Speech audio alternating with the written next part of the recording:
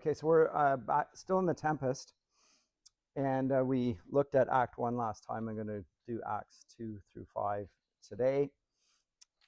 And with the picture of Miranda behind us, we left off last time with the stage sort of set, at least I hope, and that was my intention, with the Tempest itself and with the venue of the ship and thereafter the shipwreck, and then the scene shifts to Prospero and Miranda and a discussion of many of the themes that are established in the play. And I said that we needed to read it as a play written by a Christian dramatist, engaging with themes from the medieval Renaissance or Elizabethan worldview.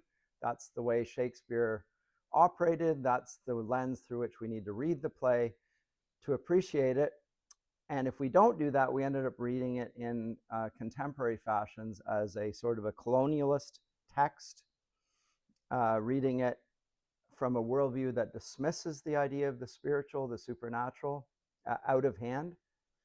And then that leads us to various forms of cultural materialism, which is dominated by the Marxists.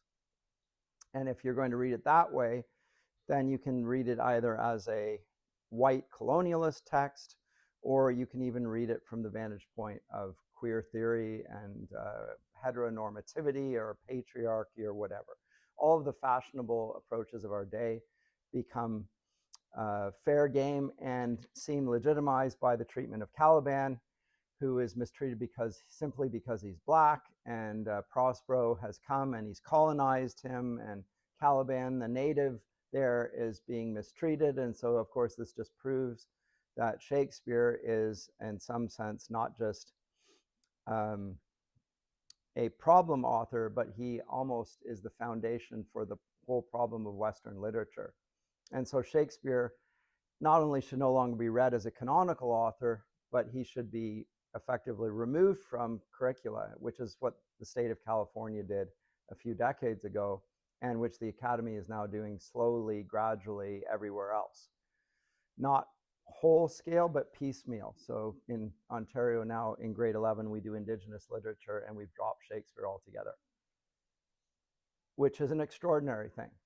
And not a matter of small significance. A whole culture is being changed by the authors that we read. And common texts are being abandoned in favor of fashionable alternatives, which, whatever their merit, and sometimes they're better than others, but they're not presenting a continuity of past and present, and they're certainly not reading the text the way it ought to be read.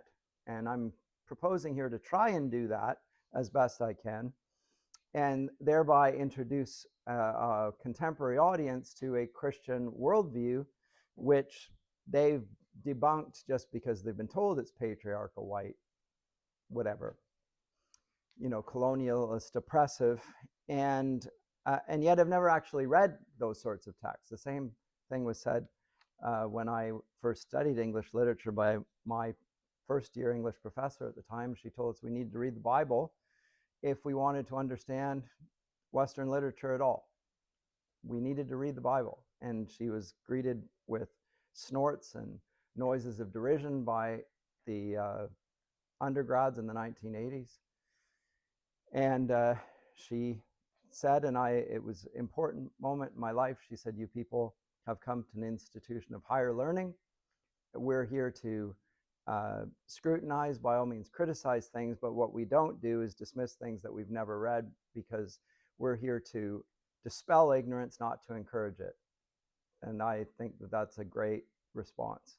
We're here to dispel it, not encourage it. The way we dispel it is by seeing perspectives different than ours, with a longer history, and in this case, I think in some ways, in many ways, superior to our own. But that's just an assertion at this point. Let's look at the text. As I say, Act 2, Scene 1. And we come now to the boatmen that were shipwrecked. So we have not yet met them other than on the ship. Now they're on the shore. So scene shifts once again. And once again, I want to mention the trajectory of every basically Shakespearean play, which is that the suspense begins in a sort of a crisis at the beginning. It builds all the way up to Act 3 with the potential for tragedy ensuing, and eventually it will resolve itself. Either it will go full tragedy, in which case the injustice that begins at the outset of the play and enhances and develops over the course will result in those who are the unjust being punished, and that will then be a tragedy. But the tragedy is, in a sense, a good outcome still, because justice has been upheld. Or it results in a marriage at the end, in which case it's a comedy.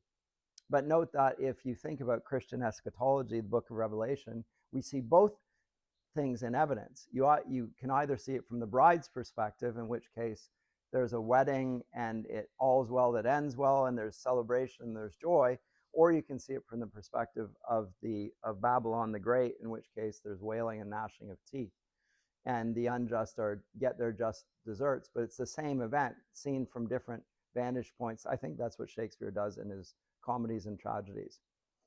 And in the one like Measure to Measure, where it's a dark comedy or a problem play, we see a little bit of both, and they're hard to separate so clearly. Whereas in the comedy, A Midsummer Night's Dream, which we talked about, it's the potential for tragedy is there, but it's pretty clear that it's going to be averted, and nobody really dies there. Begins with the threat of death, but it never really threatens to go in that direction. Where Measure for Measure, which we looked at, there is great potential for tragic outcome because of the duplicity of Angelo, who presents himself as a good figure, a dramaturge figure, and yet his heart is corrupt, and he goes back on his word. He wants to pull forward the timeline for execution of Claudio and so forth. And it requires the dramaturge figure behind the scenes to overrule him and bring about a good outcome. And then the marriage at the end. So book Act 2, Scene 1 here. Enter Alonso, Sebastian, Antonio, Gonzalo, Adrian, Francisco, and others. And what I want to submit to you here is that we're entering into the realm now of the theme of being on a desert island, and then the ideal of what sort of political body or political constitution should prevail in this situation. Because when they left, we had a duke, we had, what were their titles here? We had the Duke of Milan, we had the King of Naples, and their counselors and family members, but now they're no longer in Naples, they're no longer in Milan, and they're in a place where their rule is not recognized. What should they do on this deserted island? And that will be then the question. And now they're in the state of nature, as it were. How should they operate going forward? So a political discussion ensues here. And Shakespeare will be exploring many of the themes that were common in his day, in large part because of the discovery of the New World. You know, when you come to North America, to South America, to lands that for the Europeans are terra incognita, how do we greet the local inhabitants, and what sort of government should we set up here? Is it done in the name of queen and country, or king and country, or do we try and create something new? And we'll see that there are political discussions in the background of all this. So anyway, Gonzalo, beseech you, sir, be merry. You have cause, so have we all, of joy, for our escape is much beyond our loss. Our hint of woe is common. Every day some sailor's wife, the masters of some merchant, and the merchant have just our theme of woe. But for the miracle, I mean our preservation, few in millions can speak like us. Then wisely, good sir, weigh our sorrow with our comfort. Now this is the speech of Gonzalo, Gonzalo being a counselor of the king, I believe. Let me go back and see the dramatis persona here. Oh, come on. Gonzalo, yes, an honest old counselor who, although they've been shipwrecked, their lives have been preserved, and he wants to direct the king to recognize the blessedness of that situation. And Alonso, who doesn't want to hear the good news here, prithee, peace. And then Sebastian, in response to Alonso, he receives comfort like cold porridge. The visitor will not give him or so. Look, he's winding up the watch of his wit, by and by it will strike. Sir, the old man wants to speak again. One, tell, when every grief is entertained that's offered, comes to the entertainer $1. So we get a comic relief in the scene. Again, typical Shakespearean play. There is a comic relief to the usual discussion, and we'll find that this goes in back and forth between them, and basically you'll see that we basically have one-liners repeatedly. It begins with Gonzalo speaking in verse like an aristocrat, like an educated man, and then we get the wit of the other gentleman coming back and forth, which I think is greatly humorous at this point. So I'm going to skip over this, all of this, and look to the conclusion of that, I think. But discussion here of politics and the, as I say, the state of affairs in this. Let me pick it up, line 138. Gonzalo, my lord Sebastian, the truth you speak doth lack some gentleness, and time to speak it in. You rub the sore when you should bring the plaster. Very well. And most certainly, it is foul weather in us all, good sir, when you are cloudy. Foul weather, very foul. Had I a plantation of this isle, my lord, he sowed with nettle seed, or docks, or mallows, and were the king on't, what would I do? 'Scape being drunk for want of wine. In the commonwealth I would, by contraries, execute all things. For no kind of traffic would I admit, no name of magistrate, letters would not be known, riches, poverty, and use of service, none. Contract, succession, born, bound of land, tilth, vineyard, none.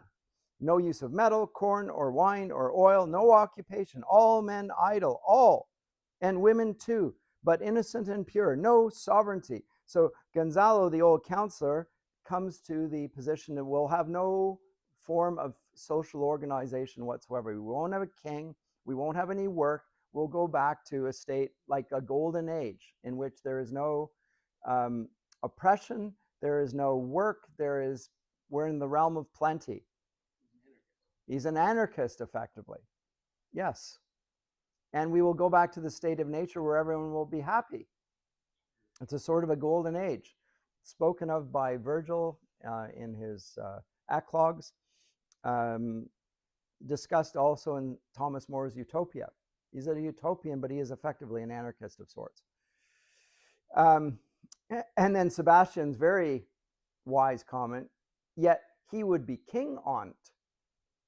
There's no kingship, but yes, but he would be king on because he's dictating what it will be for the rest of us. And the latter end of his commonwealth forgets the beginning.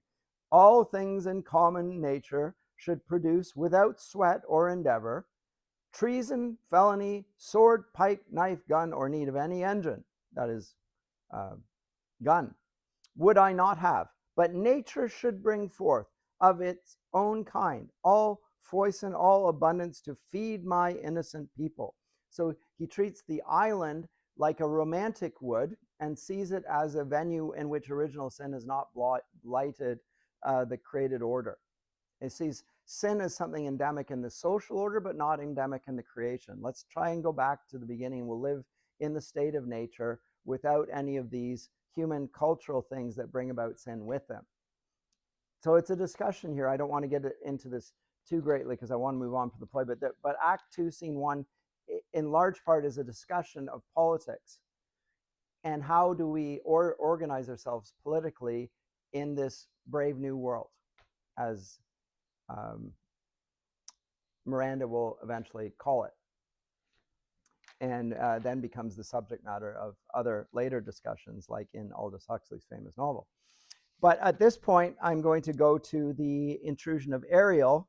Remember, Ariel being one of the spirits that's under Prospero's guidance, and Ariel comes in, playing solemn music, line 185. And Sebastian, Antonio, and Gonzalo are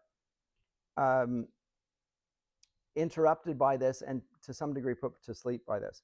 We would so, and then go a bat fowling. Nay, good my sir, be not angry. And then Gonzalo finally, no, I warrant you, I will not adventure my discretion so weakly. Will you laugh me asleep? For I am very heavy.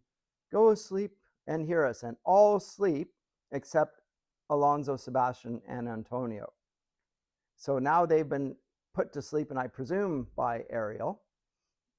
And if you want to see Lewis's use of this in the silver chair, you could have a little bit of this. They've all been entranced, though. But what, all so soon asleep, I wish mine eyes would with themselves shut up my thoughts. I find they are inclined to do so. Please you, sir, do not omit the heavy offer of it.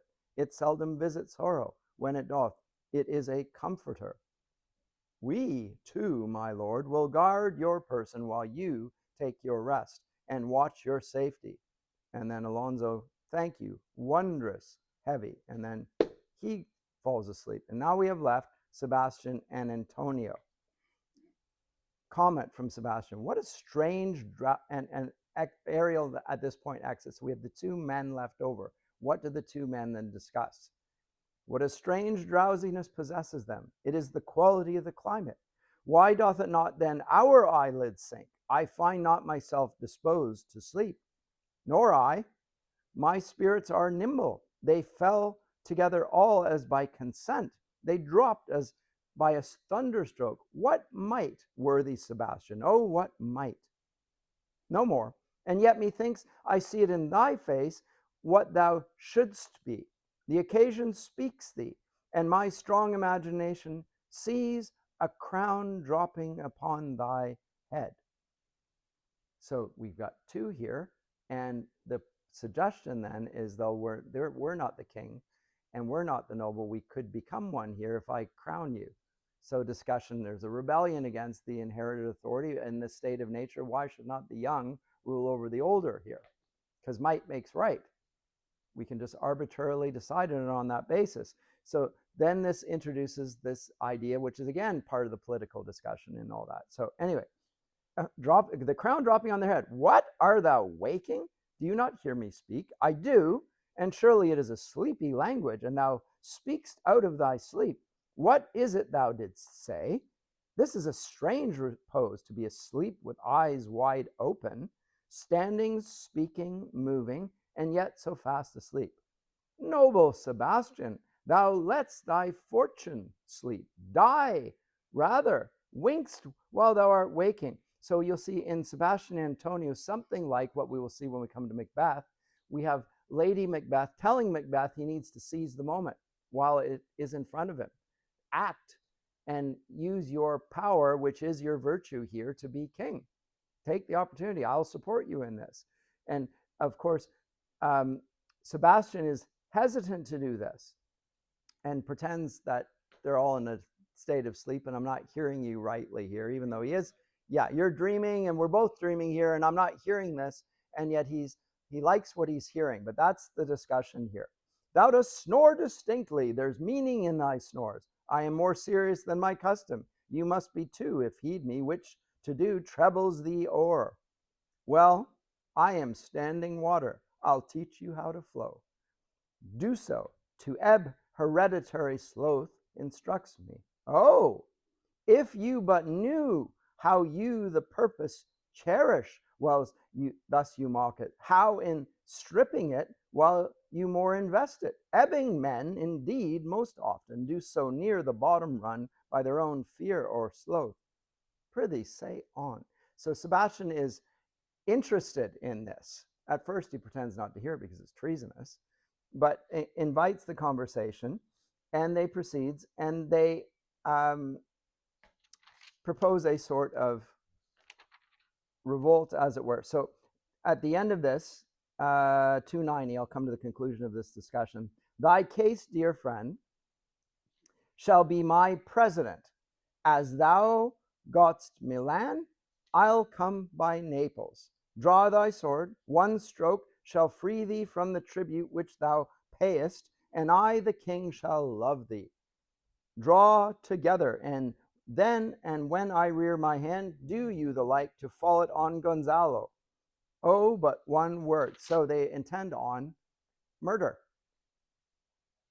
Enter Ariel, invisible with music and song.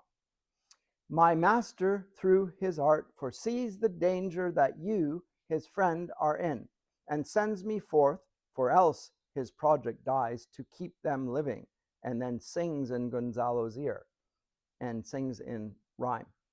While you here do snoring lie, open-eyed conspiracy his time doth take.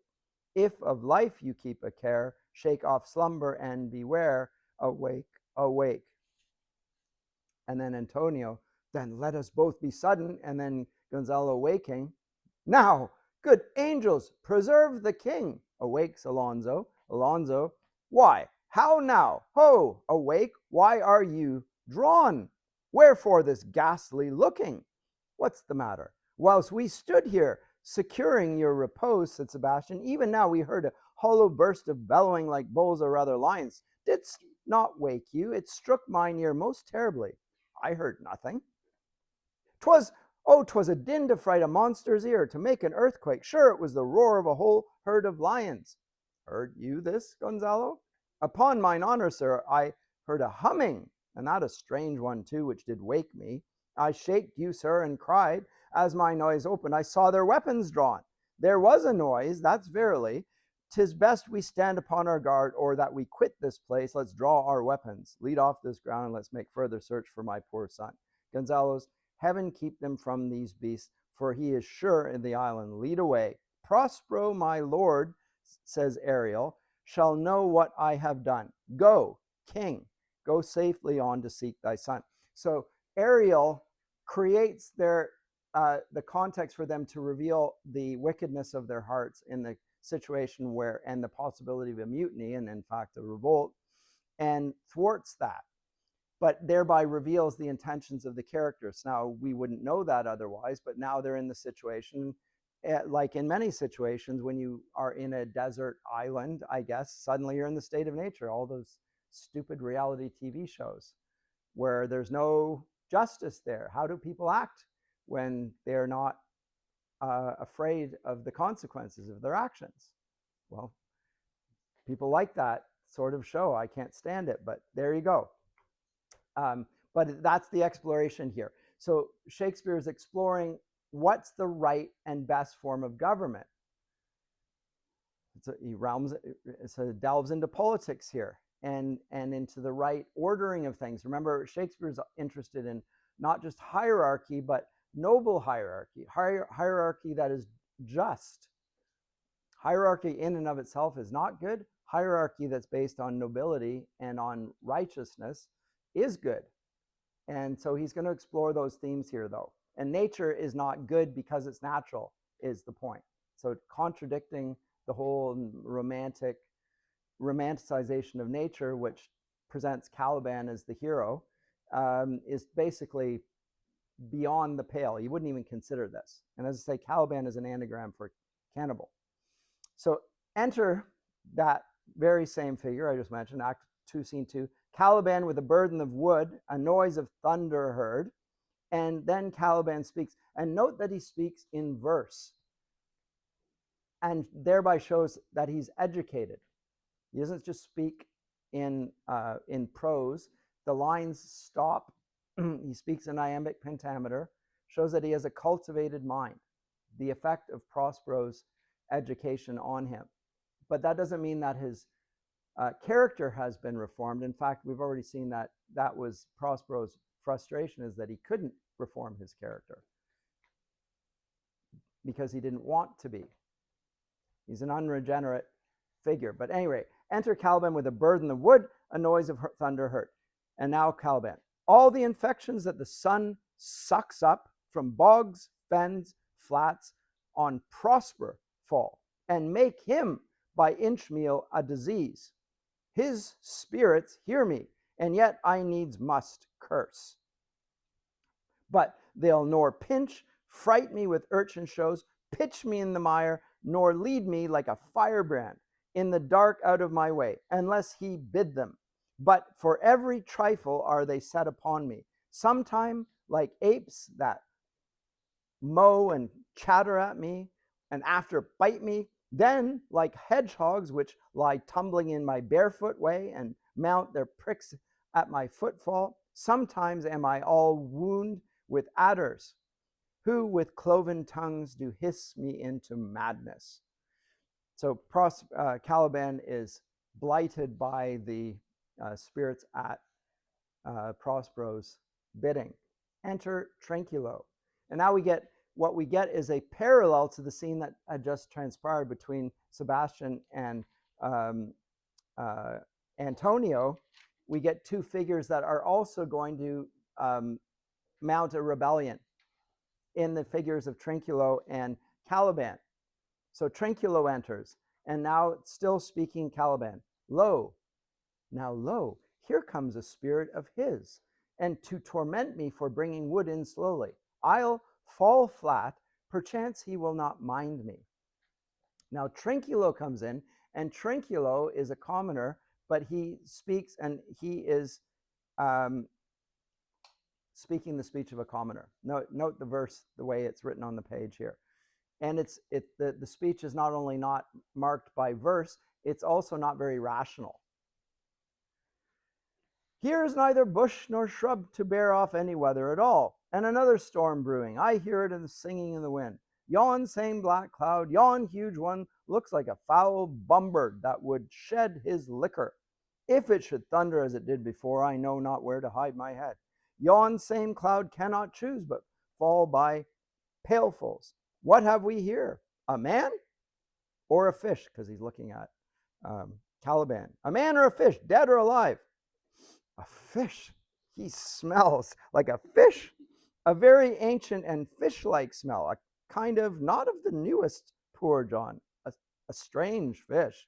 Were I in England now, as once I was, and had but this fish painted, not a holiday fool there would give a piece of silver. There would this monster make a man. Any strange beast there makes a man. Shakespeare's audience is laughing at this point. He's jesting at the commoners in his audience. When they will give a doit to relieve a lame beggar, they will lay 1 out 10 to see a dead Indian. Now, Sir Walter Raleigh brought a native back to England with him, and there was great deal of interest. Crowds would gather to see, the man from North America with him, and so the crowd will come, and they'll come to see a dead Indian, legged like a man, and his fins like arms, warm.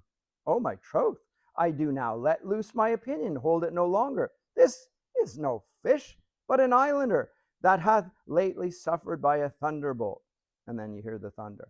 Alas, the storm is come again. My best way is to creep under his gabardine. There is no other shelter hereabout. Misery acquaints a man with strange bedfellows. I will here shroud till the dregs of the storm be past. Now enter Stefano singing, a bottle in his hand. Okay, so it's now we're going to get them drinking, and yeah. Anyway, and Stefano, I shall no more to sea, here shall I die ashore. This is a very scurvy tune to sing at a man's funeral. Well, here's my comfort. Drinks, and then sings, the master, the swabber, the boatswain, and I, the gunner and his mate, loved Moll, Meg, and Marion, and Marjorie, but none of us cared for Kate. For she had a tongue with a tang, would cry to a sailor, go hang. She loved not the savour of tar nor of pitch, yet a tailor might scratch her where'er she did itch. Then to sea, boys, and let her go hang. There's a scurvy tune too, but here's my comfort. Drinks. Do not torment me, Caliban. Oh! And what's the matter? Have we devils here? Have you put tricks upon us with salvages and men of Inde? Ha! I have not escaped drowning to be afeard now of your 4 legs, because he sees both men's legs sticking out. And what sort of strange beast is it? For it hath been said, as proper a man as ever went on 4 legs cannot make him give ground. And it shall be said so again, while Stefano breathes at nostrils.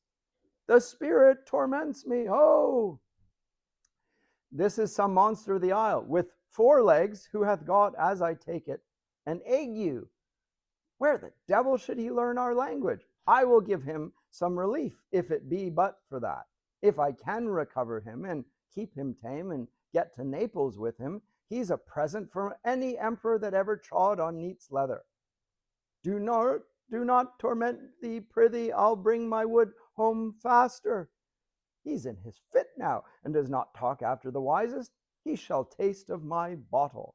If he have never drunk wine afore, it will go near to remove his fit.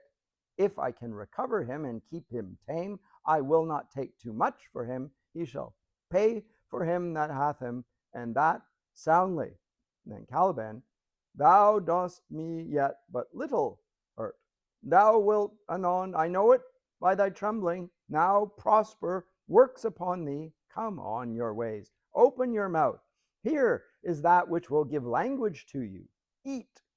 Oh, cat rather. Open your mouth. This will shake your shaking, I can tell you, and that soundly. You cannot tell who's your friend. Open your chaps again. Caliban drinks. Trinculo, I should know that voice. It should be, but he's drowned, and these are devils. Oh, defend me. And then Stephano, 4 legs and 2 voices, a most delicate monster. His forward voice now is to speak well of his friend. His backward voice is to utter foul speeches and to detract. If all the wine in my bottle will recover him, I will help his ague. Come, Caliban drinks again. Amen. I will pour some in thy other mouth. And then Trinculo, Stephano, doth thy other mouth call me? Mercy, mercy. This is a devil and no monster. I will leave him. I have no long spoon. If you sup with the devil, bring a long spoon. Right? I will be. Stephano, if thou beest Stephano, touch me and speak to me, for I am Trinculo. Be not afeard, thy good friend Trinculo. If thou beest Trinculo, come forth. I'll pull thee by thy lesser legs. If any be Trinculo's legs, these are they. Thou art very Trinculo indeed. How camest thou to be the siege of this moon calf? In reference to Caliban. This can he vent Trinculo? That is, can he spit out a Trinculo? I took him to be killed with a thunderstroke, but art thou not drowned, Stephano? I hope now thou art not drowned. Is the storm overblown? I hid me under the dead moon calf's gabardine, like a cover, for fear of the storm. And art thou living, Stephano? Oh, Stephano, 2 Neapolitans escaped. Prithee, do not turn me about. My stomach is not constant. And then Caliban, as an aside. Now, as an aside here, he probably, the 2 that he's standing, the 3 of them, he probably steps forward to the front of the stage so that he can speak his own thoughts to the audience and they don't hear him. You don't have any choice. If it's a film, it's easy to do. On stage, you have to separate yourself from them physically by stepping forward and you speak to the audience, but you don't actually look at the audience. It's like you're thinking your thoughts and speaking them aloud. But Caliban then says, as an aside, these be fine things, and if they be not sprites, that's a brave god and bears celestial liquor. I will kneel to him. So Caliban now is prompted towards idolatry, and he's going to worship these gods because they bring good liquor. So he kneels down before them, and of course they're rather going to like this.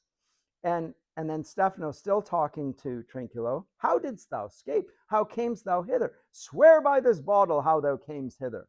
I escaped upon a butt of sack, which the sailors heaved o'erboard, by this bottle, which I made of the bark of a tree with mine own hands, since I was cast ashore.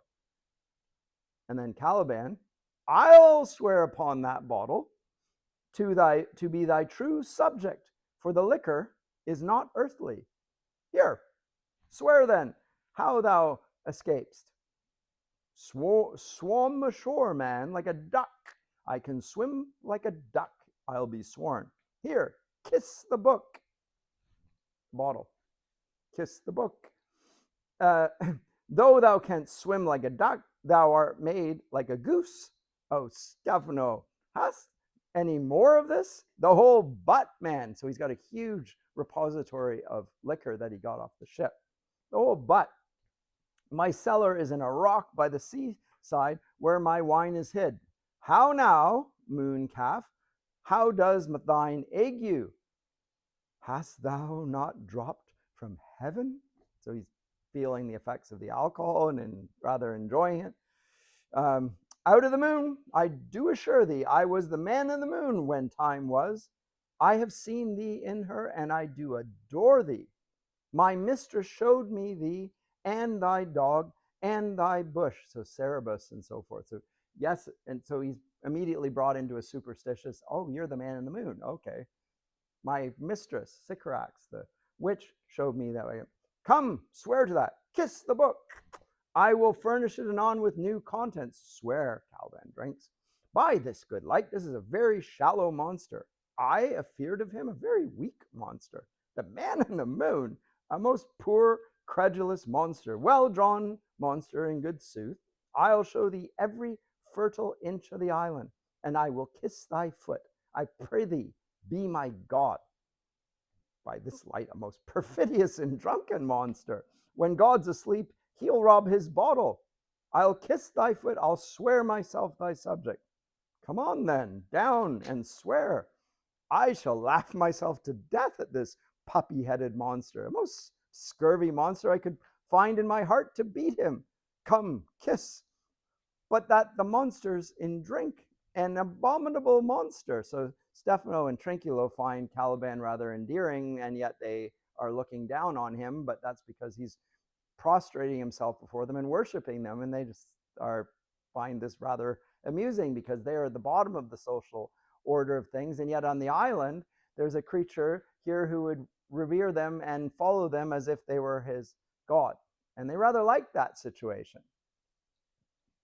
And so what we have here in many ways, which we always see in situations of apparent lack of justice and lawlessness, is a topsy-turvy kingdom in which the worst characters, or the most common, have pretensions towards nobility and the possibilities to bring that about without virtue. And Caliban promises to show them what the very things that he showed to Prospero.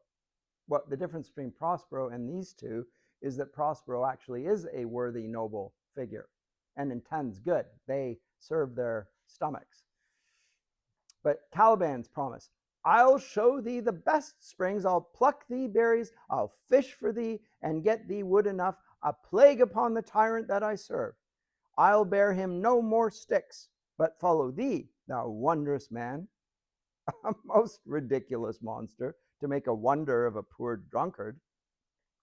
I prithee, let me bring thee where crabs grow, and I with my long nails will dig thee pig nuts, show thee a jay's nest, and instruct thee how to snare the nimble marmoset. I'll bring thee to clustering filberts, and sometimes I'll get thee young scamels from the rock. Wilt thou go with me? I prithee, now lead the way without any more talking. Trinculo, the king, and all our company else being drowned, we will inherit here.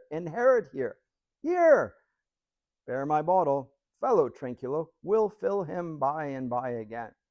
Caliban singing drunkenly, farewell, master, farewell, farewell. Trinculo, a howling monster, a drunken monster. No more dams I'll make for fish, nor fetch in firing at requiring, nor scape treachery, nor wash dish. Ban, Caliban, he's a new master, got a new man. Freedom, high day, freedom, high day, freedom. Oh, brave monster, lead the way. Okay, so we have a parallel to the previous scene, but now with the commoners and with a drunken Caliban. Now, Caliban, of course, wants to work evil upon Prospero and wants to kill him. And these men are oblivious to all of that. They think that there's only the three of them left alive on the island, but that's the conclusion of Act 2. We move on to Act 3, Scene 1, to characters that we've not yet come across. And Ferdinand is that fellow. Now, Ferdinand, just to recall, is none other than the son to the King of Naples. So he's a prince. And remember, the King of Naples had deposed Prospero and is thereby his enemy. Back in the background of the play, Prospero explained this to Miranda in Act 1, Scene 2, how his brother had been encouraged by the King of Naples and brought about his exile and so forth. You had a question at the back?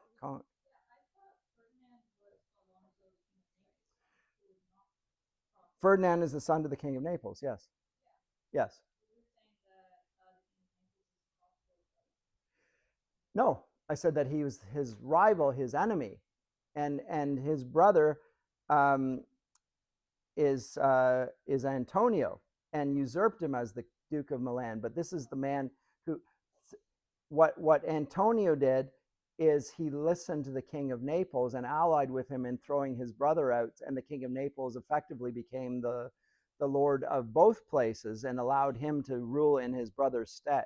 So both of them conspired against Prospero to get rid of him.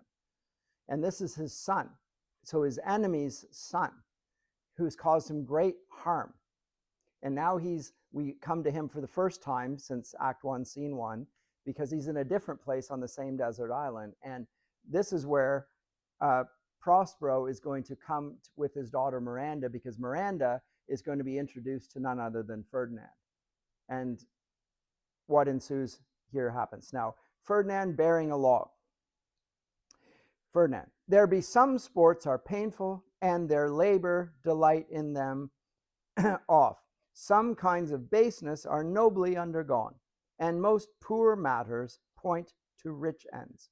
This my mean task would be as heavy to me as odious, but the mistress which I serve quickens what's dead, and makes my labors pleasures. Oh, she is 10 times more gentle than her father's crabbed, and he's composed of harshness. I must remove some 1,000 of these logs and pile them up upon a sore injunction. My sweet mistress weeps when she sees me work, and says such baseness has never like executor, had never like executor. Executor. No, it says executor. Sorry. I forget. But these sweet thoughts do even refresh my labors, most busyless when I do it. And now enter Miranda and Prospero at a distance unseen. So Miranda comes in, and Prospero is at the back of the stage, lurking just at the side of it so that the audience sees him, but Miranda is oblivious to his presence. And then Miranda comes in, who's already clearly been introduced to Ferdinand off stage before this. We're oblivious to this fact. And they already have a relationship in which Ferdinand is willing to serve her and work for her, because the labor he would do for her is delightful to him because it serves her, because he loves her. So this is already transpired for this. And Miranda comes and walks in and sees him and says, alas, now pray you, work not so hard. I would the lightning had burnt up those logs that you are enjoined to pile. Pray set it down and rest you. When this burns, 'twill weep for having wearied you. My father is hard at study. Pray now rest yourself. He's safe for these 3 hours. O most dear mistress, the sun will set before I shall discharge what I must strive to do. If you'll sit down, I'll bear your logs the while. Pray give me that. I'll carry it to the pile. No, precious creature, I had rather crack my sinews, break my back, than you should such dishonor undergo, while I sit lazy by. It would become me as well as it does you, and I should do it with much more ease, for my good will is to it, and yours it is against. And then Prospero, as an aside, poor worm, thou art infected. This visitation shows it. He sees that the two are in love. And speaking of his daughter here, and then Miranda, you look wearily. No, noble mistress, 'tis fresh morning with me. When you are by at night, I do beseech you, chiefly that I may set it in my prayers. What is your name? Miranda. Oh, my father, I have broke your hest to say so. Admired Miranda. Miranda is a gerund. It means to be admired in Latin. So to be admired Miranda. She is to be admired. The response of this from the educated Ferdinand, admired Miranda. Indeed, the top of admiration, worth what's dearest to the world. Full many a lady I have eyed with best regard, and many a time the harmony of their tongues hath into bondage brought my too diligent ear. For several virtues have I liked several women. Never any with so full soul, but some defect in her did quarrel with the noblest grace she owed, and put it to the foil. But you, oh you, so perfect and so peerless, are created of every creature's best. And then Miranda, I do not know one of my sex, no woman's face remember, save from my glass, mirror, my own. Nor have I seen more that I may call men than you, good friend, and my dear father. How features are abroad, I am skillless of, but by my modesty, the jewel in my dower, I would not wish any companion in the world but you, nor can imagination form a shape besides yourself to like of. But I prattle something too wildly, and my father's precepts I therein do forget. And remember, her father sitting in the background watching her forget everything that he said about not giving her heart away too easily and revealing and making herself a little too easy for her admirer. And then Ferdinand, I am in my condition a prince, Miranda. I do think a king. I would not so, and would no more endure this wooden slavery than to suffer the fleshly blow my mouth. Flesh fly blow my mouth. Hear my soul speak. The very instant that I saw you, did my heart fly to your service. There resides to make me slave to it, and for your sake am I this patient log man. Do you love me? O heaven, O earth, bear witness to this sound, and crown what I profess with kind event, if I speak true. If hollowly invert what best is boded me to mischief, I, beyond all limit of what else in the world, do love, prize, honor you. I am a fool to weep at what I am glad of. And then Prospero, fair encounter of two most rare affections. Heaven's rain grace on that which breeds between them. So Prospero, delighted at the encounter. Remember, he knows this is the king of Naples' son, his mortal enemy, who's done him harm, but he's happy at that his daughter has fallen in love with such a man as he. I say that because how he will treat him is at odds with what he reveals to the audience here. So that's very important for the purposes of the drama, that we understand what's in Prospero's thoughts before he speaks to Ferdinand, because he's hardly going to treat him the way he's just spoken to us. And then Ferdinand, wherefore weep you at mine unworthiness, that dare not offer what I desire to give, and much less take what I shall die to want. But this is trifling, and all the more it seeks to hide itself, the bigger bulk it shows. Hence, bashful cunning, and prompt me, plain and holy innocence. I am your wife, if you will marry me. If not, I'll die your maid.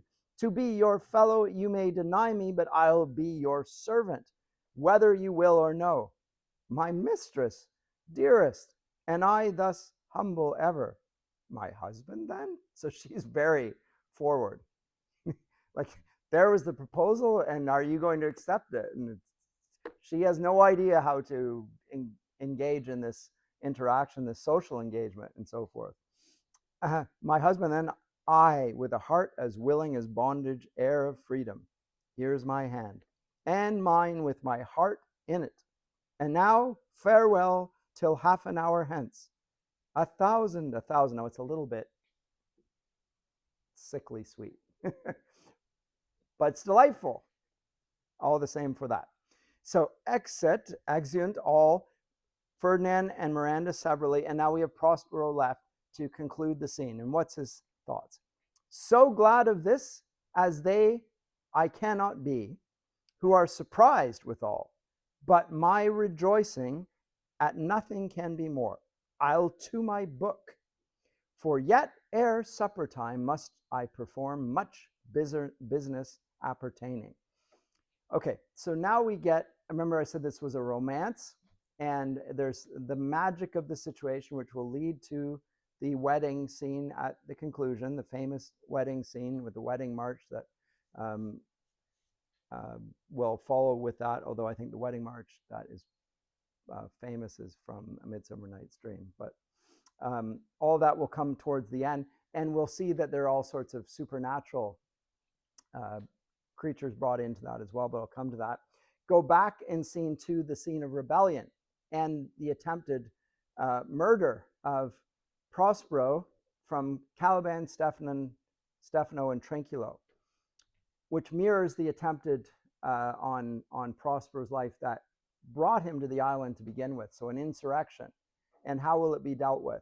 Same sort of scene that we saw in Midsummer Night's Dream. There are figures of discord as well as the figure of concord. So Stefano, tell not me, when the butt is out, that is when we've drunk all the alcohol, we will drink water, not a drop before. Therefore bear up and boredom. Servant monster, drink to me. Servant monster, the folly of this island. They say there's but 5 upon this isle. We are 3 of them. If the other 2 be brained like us, the state totters.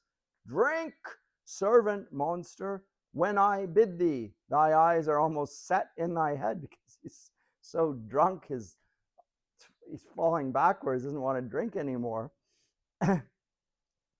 And Trinculo, where should they be set else? He were a brave monster indeed if they were set in his tail. My man monster hath drowned his tongue in sack. For my part, the sea cannot drown me. I swam ere I could recover the shore, 35 leagues off and on. And by this light thou shalt be my lieutenant, monster, or my standard. Your lieutenant, if you list. He's no standard. Will not run, Monsieur Monster, nor go neither, but you'll lie like dogs, and yet say nothing neither. Moon calf, speak once in thy life, if thou beest a good moon calf. How does thy honor? Let me lick thy shoe. I'll not serve him, he is not valiant. And then Trinculo, thou liest, most ignorant monster. I am in case to justle a constable. Why, thou debauched fish, thou, was there ever man a coward that hath drunk so much sack as I do today? Wilt thou tell a monstrous lie, being but half a fish and half a monster? Lo, how he mocks me. Wilt thou let him, my lord? Lord, quoth he, that a monster should be such a natural. Lo, lo again. Bite him to death, I prithee. Trinculo, keep a good tongue in your head. If you prove a mutineer, the next tree, I'll hang you for mutiny. So we immediately get, between the 2 commoners, a hierarchy established with the death penalty threatened for the mutiny of speaking against him. The poor monster is my subject, and he shall not suffer indignity. I thank my noble lord. Wilt thou be pleased to hearken once again to the suit I made to thee? Marry will I kneel, and repeated I will stand, and so shall Trinculo. Now Ariel comes in yet again. As I told thee before, I am subject to a tyrant, said Caliban, a sorcerer that by his cunning hath cheated me of the island. And then Ariel, thou liest. Thou liest, thou jesting monkey, thou. I would my valiant master would destroy thee. I do not lie. Trinculo, if you trouble him any more in his tail by this hand, I will supplant some of your teeth. Why, I said nothing. Mum then, and no more. Proceed. I say by sorcery he got this isle. From me he got it. If thy greatness will revenge it on him, for I know thou darest, but this thing dare not. That's most certain. Thou shalt be lord of it, and I'll serve thee. How shall this be compassed? Canst thou bring me to the party? Yea, yea, my lord, I'll yield him thee asleep, where thou mayest knock a nail into his head. And then Ariel, thou liest, thou canst not. So Ariel keeps speaking, they can't see Ariel, and Ariel assumes that it's one of the figures that is speaking to her, so discord reigns. So this provocation here, and Ariel keeps speaking, and as a result of this, Stefano beats Trinculo because he keeps upsetting the monster. Trinculo's done nothing, but then gets a good beating for this. And then tell us the tale. So here's the tale. Proceed. And how did this come about? 87. Why, as I told thee, 'tis a custom with him in the afternoon to sleep. That is Prospero. There thou mayest brain him, having first seized his books, or with a log batter his skull, or paunch him with a stake, or cut his weasand with thy knife. Remember, first to possess his books. For without them he's but a sot, as I am, nor hath not one spirit to command. They all do hate him as rootedly as I. Burn but his books. He has brave utensils, for so he calls them, which when he has a house, he'll deck withal. And that's most deeply to consider is the beauty of his daughter. He himself calls her a nonpareille. I never saw a woman, but only Sycorax, my dam, and she, but she as far surpasseth Sycorax as greatest does least. Is it so, brave alas? Ay, Lord, she will become thy bed, I warrant, and bring thee forth brave brood. Monster, I will kill this man, his daughter, and I will become king and queen. Save our graces, and Trinculo and thyself shall be viceroys. Dost thou like the plot, Trinculo? Excellent. Give me thy hand. I am sorry I beat thee, but while thou livest, keep a good tongue in thy head. Within this half hour will he be asleep. Wilt thou destroy him then? Aye, on mine honor. This will I tell my master, says Ariel. Thou makest me merry, I am full of pleasure, let us be jocund. Will you troll the catch you taught me but a little while? At thy request, monster, I will do reason, any reason. Come on, Trinculo, let us sing. And they sing, they're singing, they're drinking, whatever. So we'll skip over that, but the plot has been announced and yet to be performed. Ariel now goes to Prospero to tell that what's just about to happen, namely Stefano and Trinculo are going to seek to murder him. I'll stop it there. We'll come back in Act 3, Scene 3, to how Prospero will work a countermeasure to bring things about such that his daughter is married to Ferdinand, and the discord that it's done at the outset of the play, before the play, in fact, is rectified, and justice reigns at the end, and marriage ensues, and so forth. But we'll come back in a few minutes.